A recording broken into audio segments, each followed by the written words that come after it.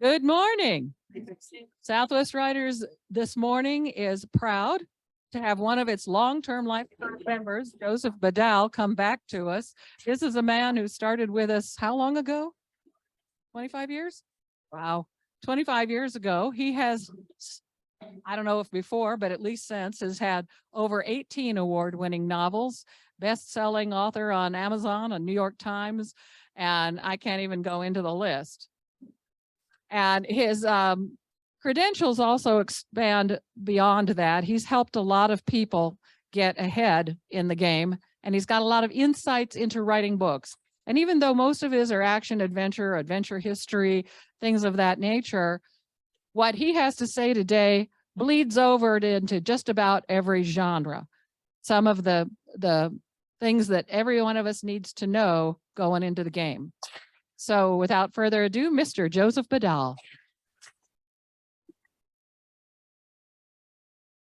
Hi, can you all hear me?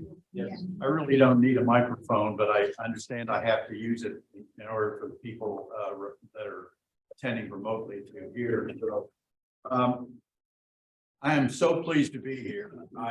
When I joined Southwest Writers, I think it was over 25 years ago, I wanted to start writing, which is something I always wanted to do since I was a kid.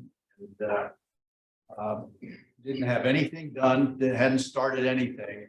It's really my association with Southwest Writers that got me started. And so I want to compliment you all for your brilliance belonging to SWW.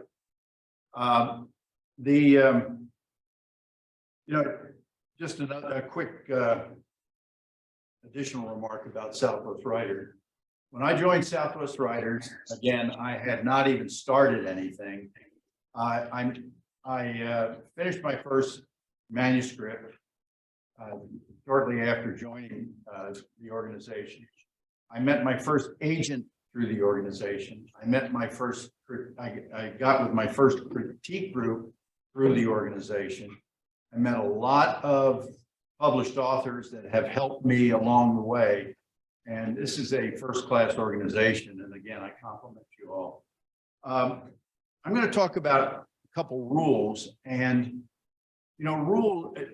over the last, my first book was published in 2003, and I've learned an awful lot since then. And I've started marking down rules that I thought were important for me to continue to improve as a writer. And what I discovered was that after having a couple hundred rules written down, I couldn't process them all. And there's a whole lot more than that. So what I did was I synthesized those rules down to 35 rules. And it changes. Sometimes there's 36 and 34, and what I do is I use these rules as a template against which I evaluate my writing. And so, what I'm going to do is I'm going to pass around a sign-in sheet. If you would like me to email you the rules, just go ahead and put your name and your email address down on the sheet. If you're already getting emails from me, put an asterisk at on the right side of your email address so that I know I don't add you to my list. What I'm going to do is unless you don't want to get notices from me about book releases and so forth, or you're already getting emails from me, just put an asterisk on the right side of the right next to your email. And please print your email address in big letters. Okay, so all right, thank you. All right, I'll eat the microphone. So as Rose mentioned, these rules that the two that I'm going to talk about today and the rules in general really apply across all genres. And it doesn't matter if it's fiction or nonfiction, romance, mystery, horror, whatever. They're essentially basic rules about writing. And So let's move to the next slide. All right, so why do you need rules? Well, you're going to see some of the examples of writing that we're going to discuss today have been written by very successful, very famous authors. Candidly, they don't need to follow the rules. And you'll notice that if you read a lot of New York Times bestselling authors, they break a lot of rules, and it's frustrating at times, but they can get away with it.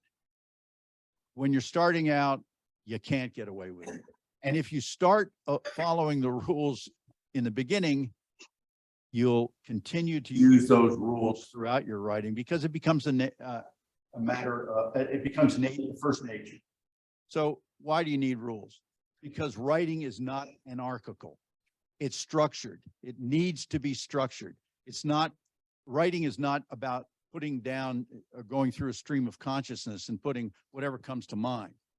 There needs to be structure because you want to be a better writer. Because no one will take you seriously if you ignore rules. Because you want to be published and because you want readers to love your work. Next, please.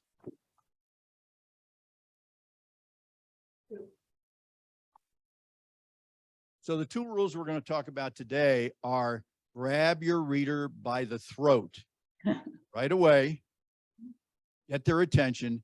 And the second rule is don't use 10 words when 6 will do.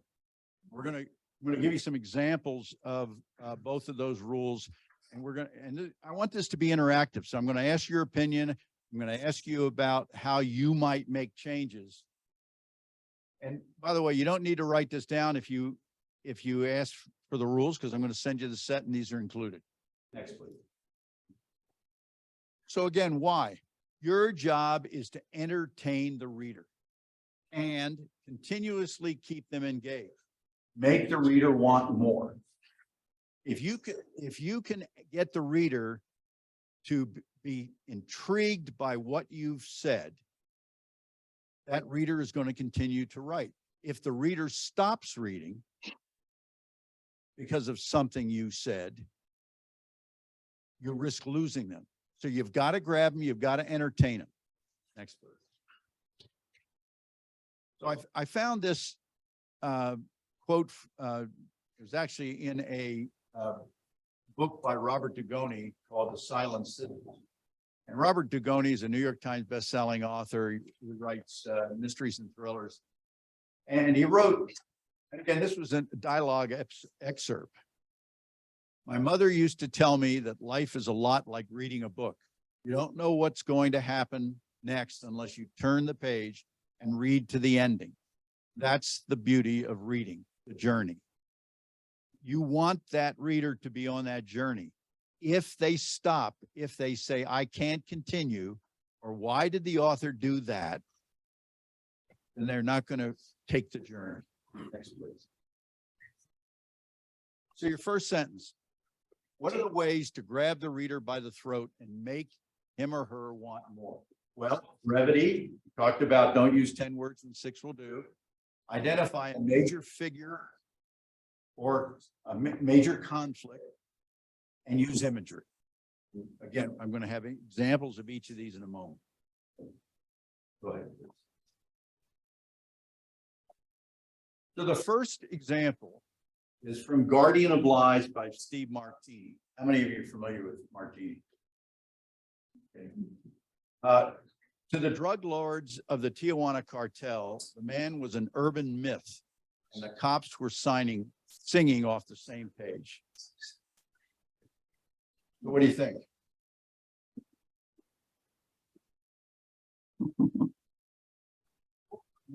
You excited? You want to read more? Yeah. Oh, yeah. Yeah. Would you anyone here, would you make a change in the way this is presented? Yeah, change. The whole thing at the end, and the cops were singing off the same page. I wouldn't have that in the same sentence. I absolutely agree. That's why I put this in here. To the drug lords of the Tijuana cartel, the man was an urban myth. Period. What a great way to start. You want to read on? The clause after the dash kind of weakens the first clause, doesn't it? To the drug lord, to the Tijuana cartel, the man was an urban myth. I'm interested. Next, please. James Rollins, the last oracle. They had come to slay her. 6 words, right? And again, 6 words, 8 words versus 12 words. I mean, it's the concept is make it as punchy as possible. So they had come to slay her. Any opinions?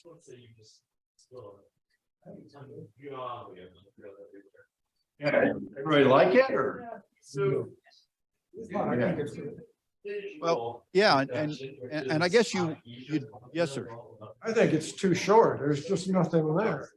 Well, but what it does is it makes you as a reader ask the question, who are they and who is she? And why do they want to kill her?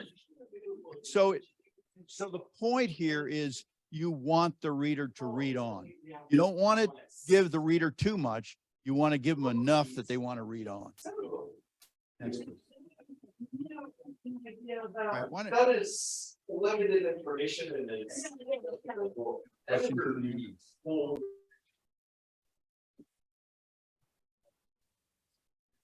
Why don't you go ahead and read this? You see, yeah. Charles Harwood had the feel of a giant onrushing machine. You had to either climb on or leap out of the way. He would sweep into a room, working a cigarette with his fingers, and people would trail him like pilot fish. See the imagery? Plenty of it, even to the point of the cigarette. His hand. This is from Seabiscuit, Laura Hillebrand. What do you all think of this? Dominating personality immediately. Determined. Yeah. Do you want to Much get better to? than they came to slay her. Okay, we heard from the peanut gallery. You want to read on? You want to Yep. get to know more about Howard? Need it back up. Lost my page. There you go. Whoops. There. So it's a little longer than the others, but it has the same impact, I think, on the reader. Right? It makes the reader want to move on. Yes, ma'am. I find the mixed metaphor to be distracting. He's a machine, then he's a fish. I mean, that's a lot of mixer in a very small space.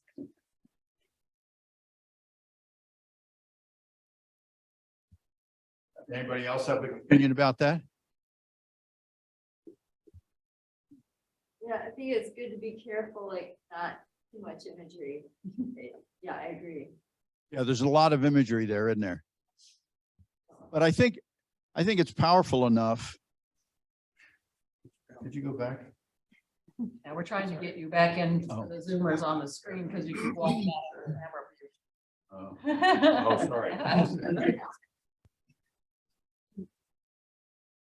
Yeah, there is a lot of imagery there. It's a very good point. What about getting rid of that colon? Would that be better with just a period there? No? Needs to feel like this is the explanation as to why the first sentence is. You know, the feel of a giant onrushing machine. You had to either climb on or leap out of the way. Yeah,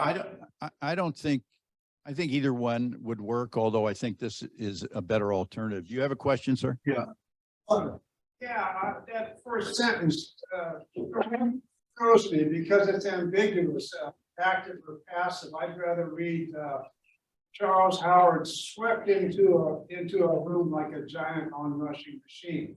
There I know where I am, but as it stands, I'm lost. I think that's a better alternative. This isn't bad though, is it? I got one suggestion. Yeah, Bob? Yeah, I have, what leaves me flat in that first line was had the feel of. All right, those are unnecessary words. I just say Charles Howard was a giant onrushing machine. It's a good alternative too. By the way, anybody that's on Zoom, if you want a set of the rules, just send me an email. Yeah, we're collecting those. Okay, They've been great. putting it in the chat. Great. Okay, let's move on to the next one. All right. Al, you want to go ahead and read this? Okay.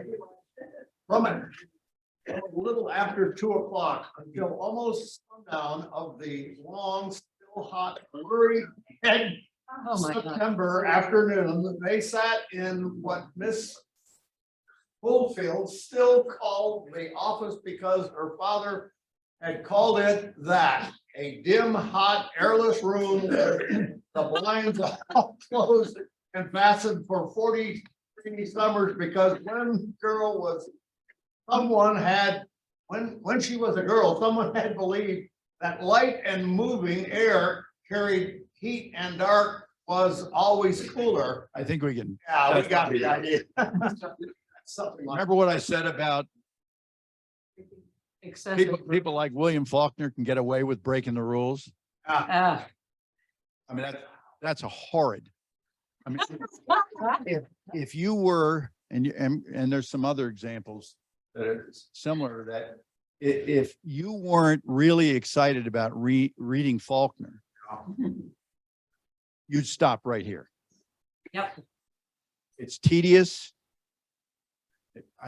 Anybody disagree? Not at all. That reminds me of the first sentence in my first novel, so I understand the, it's awful. Why Yeah, don't- why don't- I'm just sitting here because I was taken in immediately.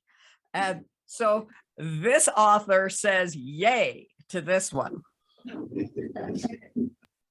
Like this is a good example. And of course, he's William Faulkner, Which is so, one of my you know, favorites. I would expect no less. Figured. All right. Well, the point of our class here today, our session here today is we can't get away with this. Yeah. Right? Yeah. All right, let's move on. There's a book out now, The Cuckoo Thing. And I've tried to start it 7 times and there's so many. And they're so descriptive and they're so long and I think, this is too much. Yeah, there's so much good stuff you can read. Don't waste your time reading. Doesn't entertain you. All right, this is my favorite of all time. Where's Papa going with that axe? What's your thoughts? Got your attention. Yeah. You got to know where Papa's going with the axe, right? The only thing I would have done is I thought setting the table for breakfast was kind of irrelevant. We could introduce that information at some point in the next paragraph. But boy, what a way to start a novel. I like the breakfast. Yeah. Tells you what's gonna happen after the act. Well, how's it? You think after the axe you're going to eat breakfast? I see. Well, It's for a different reason, because I can picture in my mind what kind of family this is. I mean, even the fact that they're sitting down to eat breakfast together. Gives me some information on it. right. And more. Well, I write thrillers and I really don't want to know at this point that they're sitting down to breakfast. I just want to know about where Papa's going with the axe. And so, but I think you both made good points. And I think anything you can do to grab the reader's attention without diluting, try not to over explain. That's another one of my rules. Over explanation insults the reader. So, okay, yes. Well, and another point that goes with this, look at which book it is. They're talking Charlotte's Web. This is something that's oriented towards a younger crowd, the children. the children are going to assimilate with this concept of a kid and her mom setting the table for breakfast. This is just an ordinary sort of a thing. But here's something unusual that's happening as it's happening is that dad's got an axe in his hand. Why does dad have an axe in his hand? This child, that's like, why? You know, it's put the reader, the child, into the setting and seeing that something is occurring that this person's going, well, that must be unusual because he's asking about an axe. Right. So. Well, it may be written for young people, but it's a brutal way to start a book. It is. And I guess I don't want my reader thinking about what they're eating for breakfast. I want them focusing completely on where's Papa going with the axe. Yes, ma'am. Well, I think about like the hero's journey and like you've got that ordinary world. So the ordinary world is the breakfast table, like everything should be normal, but yet there's an axe, you know, so you're like. Yeah, no, I understand. And I'm not saying we shouldn't introduce the kitchen and the breakfast table. I'm just saying, if you're going to start it out and grab the reader by the throat, that first sentence is all you need. And then you could say that Mama said to Fern, why don't you help me fix the table and I'll tell you later or something. I mean, there's all kinds of ways to handle that. I'm just saying, when you start out trying to grab the reader by the throat, don't dilute it. Okay, next. All right, let's have, who wants to read this? Jeff, you want to go ahead and read it? Sure. A lightning flash illuminated the Learjet that waited on the runway of a private airstrip moments before a thunderclap startled Dr. Clifford Green. Wordy. Yeah. Hey, wordy, what else? Is there stuff in there you don't care about? Or you don't need to know at this point? It doesn't have any movement. Huh? It doesn't have any movement. That's right. What else? Over description slows it down. Yeah. I'd put a period after runway. It's still some outstanding.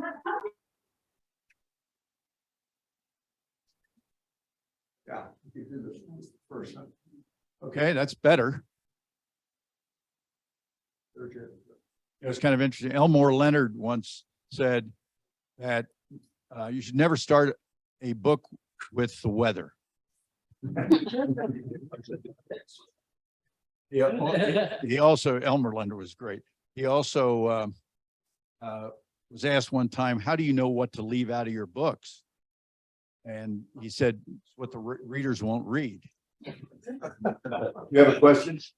I was just gonna say, I mean, it seems like you started with the last phrase, thunderclap startled Dr. Grant. Yeah, that's much better. Much better. At least we know. I mean, now we're focused on Dr. Grant, really, right? Right. I don't care about the Learjet. I don't care about the private airstrip.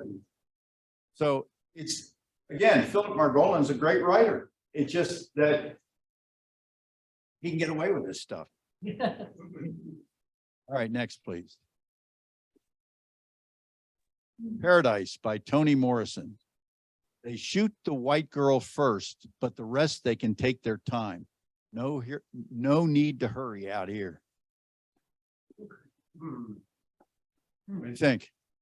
I keep one. Yeah.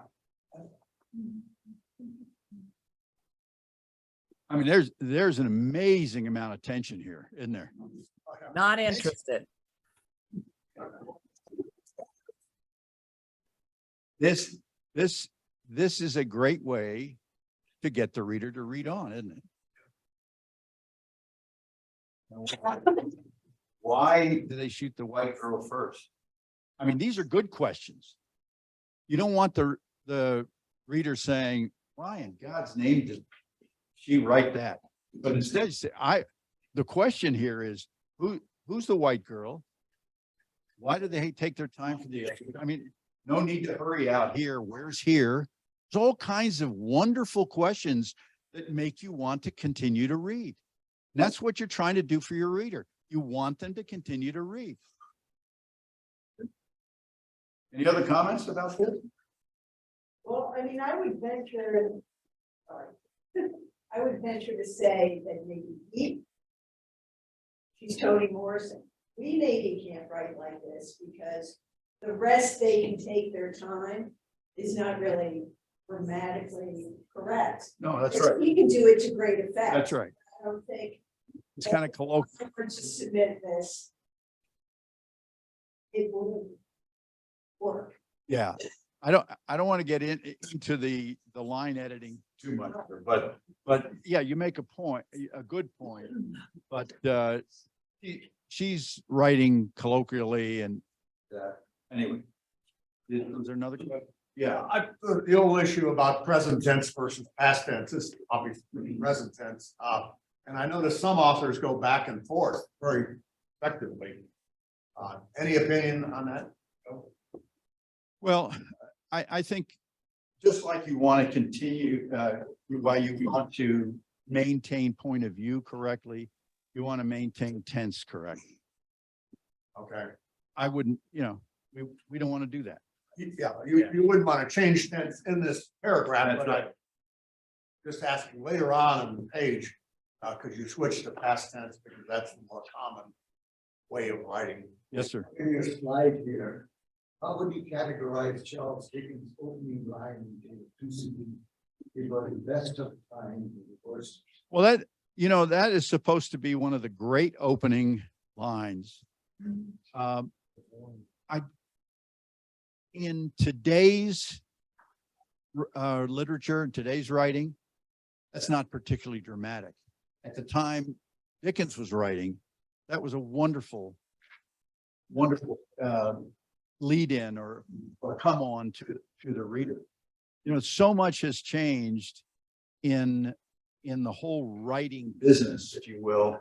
I mean, first of all, when Dickens was writing, what was he using to write? Did he have a computer? Didn't have a typewriter. He had a quill pen and paper. And so the editing process, you look at manuscripts, pictures of manuscripts from the 1700s, the 1800s, the editing is in the margin or in the writing itself.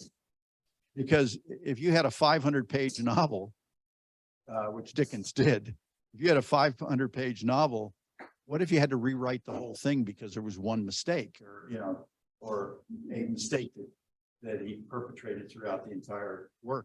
Today with the computer, you send your document in. If it's not perfect, I mean, it's so easy to edit today compared to the way it was back then. Also, the writers in those days were not that concerned about their writing being punchy. I remember my first freshman composition in freshman in high school. The teacher wrote all over it in red ink, wordy. They didn't want it wordy. Back in those days, it was, that was kind of the way people wrote. Okay, next. All right, let's have somebody else read this. Jim, Britton, do you want to read that? In 1594, while Spain laid siege to the Netherlands in the third decade of a bloody war, Dutch navigator William Barents prepared to sail off the edge of the known world. One of my rules, last rule, is edit. Notice that I repeated the name of the book and the author on the bottom. Bad editing. So what do you think? Yes, ma'am. I'd reverse this. William Barents prepared to sell off the edge of the world, the known world. Period. Or period, yeah. And then if you want to add to it. Well done. I like it because I like historical fiction. So this immediately tells me where I am, what's going on in the world. And you know, this person is going off to the edge of the known world. That's an amazing thing. No, but could the business about Spain laying siege to the Netherlands have been added as information later? No, because you have to know what the known world is in order for the second clause to really make any sense. So putting it into the history of this happened in 1594 Okay. is a much better picture of what he's doing. Right. Why it's significant, why I would want to read the next. Yeah, I disagree with that. It's the way I read that, the whole thing, how Spain laid siege to the Netherlands in the third decade of the Bloody War. It's backstory. And I would just rather start off with either a story or a character, not, not try to do both at the same time. Okay. I don't know, next, I don't know where this is gonna go. I don't know if it's gonna develop the backstory or if it's gonna develop a character. And that's a problem I have with this. Okay. I have a problem with the historical inaccuracy here. Right? By 1594, all seaworthy captains knew that the world was not flat, and this denies the history of what they'd learned in the previous century. This is a tough crowd. Although, This will be a metaphor since it's the edge of the known world, Bob. Bob, you also have to remember that that it wasn't until something like 1868 that the Catholic Church admitted that the world was not flat. So, you had a question back? I just gonna say that I like the contrast. We hear about this terrible, bloody, 30-year war, and then here's this guy going off to sail boats, and I kind of like the juxtaposition. Okay. So some of you, yes, sir. Yeah, well, I would agree with her. I like the contrast between a bloody war where people are fighting and running around and all this sort of stuff. And this guy is getting on a boat and he's going to sail on. Okay. The contrast between the first part and the second part is what grabs your attention, I think. At least it did for me. All right. But the question is, Andrea Pitzer can get away with this. Could you get away with it? No. I don't know. It would depend on my editor. I think it's kind of fun to go ahead and critique these well-known authors. Remember why we're here. Well, my opinion is that it is a long sentence, but it's well written, it flows nicely, and so in this one sentence, I know a lot about what this book's going to be about, and I'm interested. I want to know. If I wasn't interested in this, then of course I would know early to just quit reading it. But I like it. Okay. So we have difference of opinion here. All right, let's move to the next one. Sir, you want to go ahead and read that? Sure. The flute clan boy was the first to see it. Stopped and skipped. What do you think? Nice. Boy, I'll tell you, that, this is a TV series now. The first, I think the second season just started, didn't it? Or, And he's doing it. and boy, I don't know. I don't have a clue who the flute clan boy is, but I do want to know. What? I'm thinking immediately it's a dead body, right? But and he stopped and stared, and and look what he did. Back to the other rule about 6 words versus 10 words.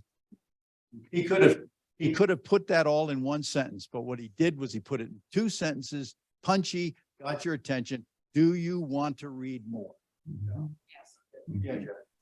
It seems to me that a lot of the lesson here about your opening statements also applies to the whole first chapter. I mean, you really want to grab their attention in the entire chapter. You want to start off grabbing their attention in the first few sentences. But if the rest of the chapter just becomes backfill or something, you may lose the reader. So it's like a lesson we can extend all the way. Well, I'm so glad you made that comment, because it's really, I'm just using first sentences here as examples of grabbing the readers by the throat. But this has got to be throughout the entire, not just the first chapter, but the entire book. And what I try and do is what I call the emotional roller coaster. What I try and do is grab the reader's attention with every scene. So if I have multiple scenes and I put a space break between first scene and the second scene in one chapter, I'm going to start out. I'm going to let the reader have a little bit of a reprieve, catch her throat, catch her breath, and then start the next scene or the next chapter with a little bit of with attention grabbing, either dialogue or narrative. But I think if that Jeff has made a very, very good point. It's not enough to just grab the reader. The reader goes to the bookstore, goes online. They look at the first page of the book. They get excited, and if they don't continue, you've disappointed them. And the problem with losing a reader in the middle of the first book, your first book that they read, is that you may never get them back for any other book. All right, let's move on. All right, Robert Ludlum is the first author I started reading as a young man. Loved the thriller genre, and ultimately it's why that and life experiences, that's why I write thrillers. But if I had never read Ludlum and I read this, would I have continued? Would I have continued reading this, or would I have ever bought another Ludlum book?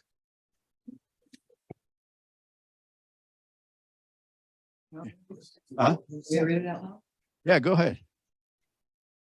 Kowloon, the teeming final extension of China that is no part of the North except in spirit, but the spirit runs deep and descends into the caverns of men's souls without regard for the harsh, irrelevant practicalities of political borders. No. You got a little lyrical here, didn't you? No. Doesn't even have a verse. Let me hear your comments. Oh, I said, I think it's kind of a word salad. Yeah. You have a question? So I'm just Oh. down. I wouldn't read on. I put that back on the shelf. I mean, what an awesome book, The Bourne Supremacy. It's part of a series. There's been movies made about it and so forth. And it starts out like that. You got away with one there, but because he could break the rules. Yeah, like Hemingway. Go ahead, please. So kind of, I want to open this up to questions and discussion here, but one of the, I found this quote from General Stonewall Jackson, and I thought, if you replace the word enemy with the word reader, and if you would write that down and put it on a post-it note, put it in the corner of your computer, and remember, read that every single time you start to write. Always mystify, mislead, and surprise the reader. You're so far ahead. Let me tell you, if you read these rules, if you apply these rules as a template to your writing, and it's tedious. This is hard work. How many of you have told people that you're writing a novel or writing a book, and they act like, oh, what a great deal, but they don't act like they don't understand how hard work it is. If you apply these rules, which I do, I'll write a manuscript and then I'll go back through it and I'll grab the reader by the throat. Did I do that? Tension is vital. Without tension, you risk boring the reader. Never do boring. Don't use 10 words. Separate long sentences into 2 short sentences, that kind of thing. And I'll go through the manuscript and as a result of that, the writing is better. So, are there any questions? Yes, ma'am. So that seems to apply really well to thrillers because you're keeping your reader on the edge. I can apply surprise the reader to anything. But I'm just wondering, do you think that applies to all the genres? Because so often it's like, write with clarity, right? You know, don't mystify and mislead. Like it seems to fit, you know, thrillers and suspense novels, but not necessarily all. What do you think it would apply to romance novels? Yes. Yeah, I guess I'm thinking outside of just novels, like, you know, nonfiction and like the whole Laura Hildebrand or the Andrea Pitzer, like I think some genres do have different conventions and expectations. It's not just that they're famous. I think you could make a case that if you were writing a technical article or technical book, then maybe that wouldn't apply. But I can't think of any other genre. Poetry, it applies. Memoir, it applies. You know, I sat down with a young woman one time. She was writing a story about her anorexia. And I said, that's great, but the story's been told 1,000 times. How is your story different? And you can make it different in the writing, or you can make it different because of events associated with the anorexia. Huh? Did I hear someone? Dan Wetmore? Yes, I agree with this quote as it applies to writing, with the exception of the word mislead, because Stonewall Jackson was engaged in combat where you are not the friend of the enemy, you are opponents. Whereas with the reader, a writer is supposed to be a collaborator. So you do want to mystify and surprise because that's entertainment, but to mislead is to attempt to defeat the reader. No, well, I have to disagree with that, because one of the most important things you can do as a writer is provide misdirection. Which is not misleading. Yeah. And so, well, it's a book. You know, I wrote a story about a woman that thought her husband had Alzheimer's. And then later on down the road, she found out that he really was a drug addict.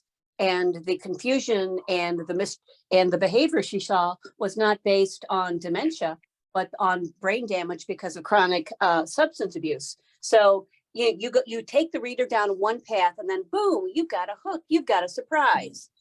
And that's not misleading, that's a hook. Yeah, that and keep in mind, this was Stonewall Jackson's word. If I had written it, I would have said misdirection instead of mislead. But yes, ma'am. I love this quote, and it's one of the reasons that one of my favorite authors on the topic of nonfiction is John Franklin, who wrote Writing for Story. And he's a Pulitzer Prize winning journalist. And in that book, there are 2 stories that were his winning stories in the Boston Globe, I believe. And to me, Dan, just to answer your thing about misleading, if I look at his model, mislead is not to necessarily deceive. It is to lead the writer into a sense of comfort, a sense of all will be okay, because in one of John Franklin's stories, you feel like the doctor, he's here, he's going, he's got it all under control. And in the end, the patient dies. And so this is a form of misleading and a form of creating tension through that is not necessarily a deception. So I just wanted to. Thank you for that. Yeah, it's, you know, tension, you use tension and misdirection are 2 of the most important things you can put into your writing. And I think in all genres, because that's what keeps the reader engaged. And how many times have you gone to the movie theater and said, God, that ending shocked me. Or I was surprised at that ending. That's a good movie. Or at least it was a good plot, you know, it was a good screen. Yes. Joe, I agree with everything you're saying. But we got to remember that first thing to look at is the cover and picture on the cover. Like that example of Icebound, you know, this is going to end up somehow in the Arctic or Antarctic. But I think, you know, we obviously the first opening paragraph, sentence, etc., are vital, but the reader has some clue, should have some clue from the cover, and obviously by looking at the author's name, you know the genre. So that I think that we got to keep that in mind. They're not clueless when they look at that first sentence. Well, I would like to think that covers would give you some indication, but just pull up a bunch of books on Amazon, you'll see all kinds of covers that have nothing to do with the story. So, I mean, it's nice if you can do it. Are there any other questions? Or This whole thing on this misleading thing. The way I look at it is there's no story unless the main characters are being or have been misled by circumstances or other people in the story. And so that's really what you're doing is you're following the fact that the characters have been, you know, deceived, misled, you know, in some way or another. Otherwise, what are you going to write? Yeah, has anybody read The Big Short? It's a wonderful book. It's all about the capital markets meltdown that finally occurred, you know, came to a head in 2008, 2009. But it's nonfiction. And yet it reads like a mystery book. And there's a classic example of an author who writes nonfiction books using this mystifying, misleading, and surprising the reader. It's a, like I said, it's a wonderful book. And there are a lot, back to the original question, I think you might have a problem creating misdirection in a technical manual, but in almost every genre or any genre I can think of besides that, I think providing that kind or following that kind of mantra, if you will, can really add to the success of your writing. Yes, ma'am. Well, and I've been writing and I've written two things that happened a while back, 1900, 1950, etc. And I find that as I start writing, I'm always saying, did, when, and I change that all the time. I want it to be right there in front of the reader, and I want them to see it that way. Yep. And I guess that comes from my background in acting and directing and things, but I see it as people on the stage. I see it as people, this is actually happening. And that's the way I want the reader to see it. Well, one of the things I want to leave you with here is that we talk about grabbing the reader by the throat, but one of the things, and this is so tedious, but what you have to do is challenge every single word in your manuscript. Every word. Is there a reason for that word to be there? If there's no reason for it to be there, whether it's the word that, it might not be appropriate in that instance, or just being too wordy, challenge every single word. When I found my first editor through SWW, and my first manuscript was 386 pages. When he was done with it, it was 268 pages. Like killing my baby. It was a painful emotional experience. But I became a better writer because of that. And what he did was not only find anomalies or, you know, contradictions, but he also got rid of every word that was unnecessary. That's a lot of unnecessary words. Yes. So when you're going through a first draft and you're writing, like, I know your experience, you've written many books now, but And so if you think back to when you're writing 368 pages or whatever, how do you get the editor out of your head? Because sometimes I'm like so stuck by forming the scenes and thinking about all the writing craft and not getting, the draft down, getting the generation. Like you can edit late. I know edit later, but how do you actually, I don't know, do you have any advice about that? Because it's almost like you get stalled by trying to make it short before it's short. Yeah, I don't know how you do it or what I do is different from maybe everybody else, but I just literally write the words and don't care about editing it. The only time I change and go back is if I find a string in the plot that I don't like, that's going to impact everything I've already written, then I'll go back and start all over again. But you just got to, my advice is get your work on paper and don't care about spellings, don't care about punctuation, just get it on paper. You can always go back and fix it.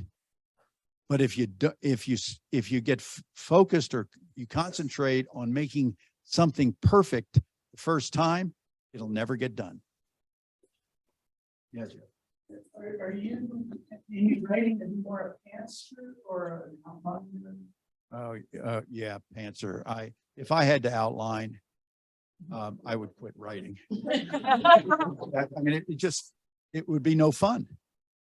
I talk about writing is structured. It's not so structured for me that I have to sit down. I mean, I know an author that puts butcher paper along his wall and he writes an outline of the entire book before he even starts word one. I don't know where my books are going. And there's subplots that kind of come out of nowhere. James Patterson does a master class.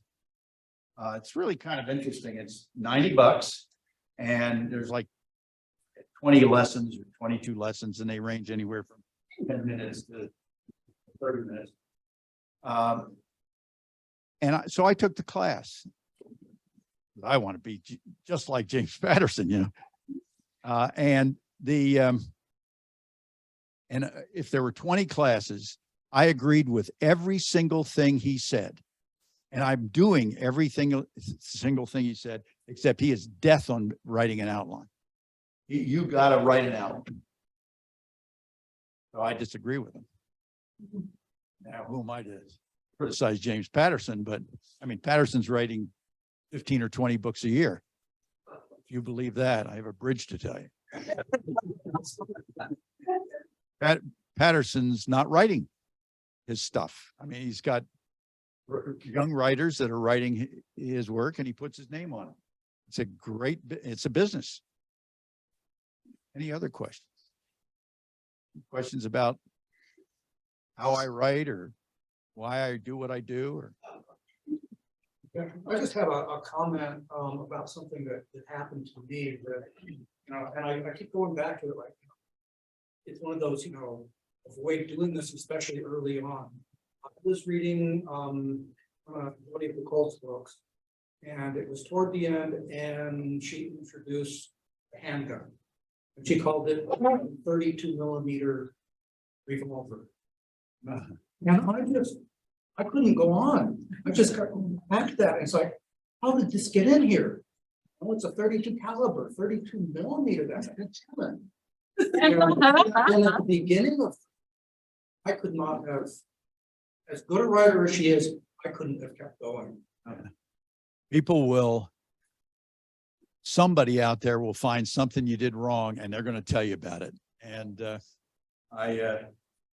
my answer is, well, I write fiction. I can make anything up I want. But you can't make up stuff about weaponry because somebody is going to criticize you about it. Yes, sir. I just wondered your reaction to this. When I was a young writer, I was with CAA, and the agent took me into his office. He said, I don't want to see anything that isn't anything before the 11th rewrite. And I almost quit writing. 11 rewrites? Are you kidding? Now, of course, he wouldn't know whether it's the first one or the 11th, but that has always stuck. That he would say, and I understand. In other words, I want to see something that you have really worked on. Editing is the hard part. Yeah. Writing, and back to your question about just write your story. That's the easy part. It should flow.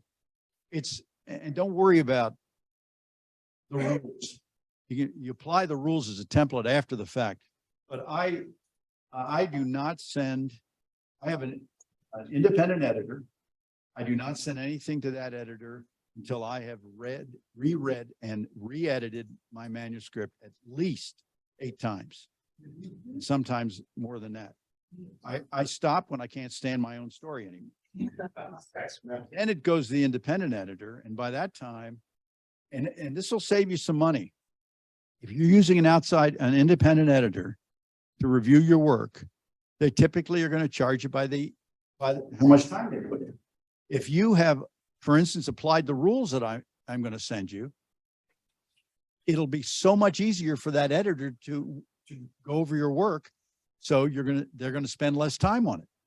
What I always do is what I tell people that are starting out writing their first novel, send your first 50 pages to an editor.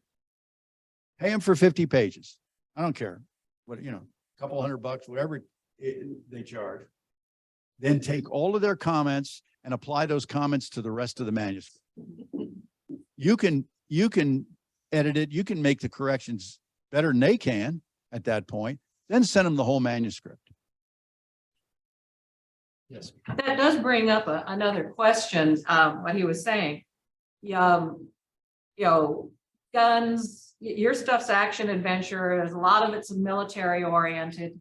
Now, does your knowledge of that come through research or your own experience? Do you ever go to experts and say, okay, I have an aircraft, like him, I have an aviation background. So I've had people come to me and say, does this type of aircraft work in this situation? So do you go to experts for things like that? Absolutely. I was in the Army from 1966 to 1972. Nothing's the same. So whatever experience I had is passé, at least as far as technical stuff is concerned, weaponry, for instance. But one of my books, I'd read somewhere about electromagnetic pulse. I knew nothing about EMP, so I went out to Sandia and I got somebody out there to sit down with me, and they could tell me some things. There's some things they wouldn't tell me because of classification, but that was very helpful. I have another novel where I have an F-16 flying south into Costa Rica, and I have no idea how far, you can go on the internet, you can find out what the range of an F-16 is before they have to refuel and what kind of weaponry. But by talking to a former pilot who was an Air Force general when he retired, I was able to really put some emotion into the writing about this attack by the plane versus just going to the internet. So yes, my Lassiter Martinez case file series, which is at this point 4 books about 2 female detectives with the Bernalillo County Sheriff's Department, Sheriff's Office. I sat down with 2 young female detectives and grilled them about, and everybody's happy to help. I found nobody, except one time I talked to a CIA agent and there was just so much he could tell me.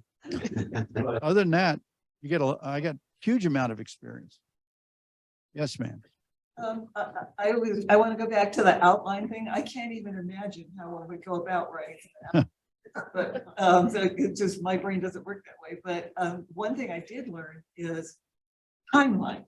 I try to, once I get to know the characters a little bit very early on, then I start thinking about timeline, because you don't want to get to the end of the book and find out that, your hero would have had to been 15 when his, and so that's the thing that tripped me up, and I had to go back. That's a good suggestion. Suggest think about when were these people born? When did they graduate from school? What was going on in the world at that time? It's really helpful. It really gets complicated when you write a series and Oh, yeah. the series is moving forward chronologically. And now you got to keep track of how old your characters are.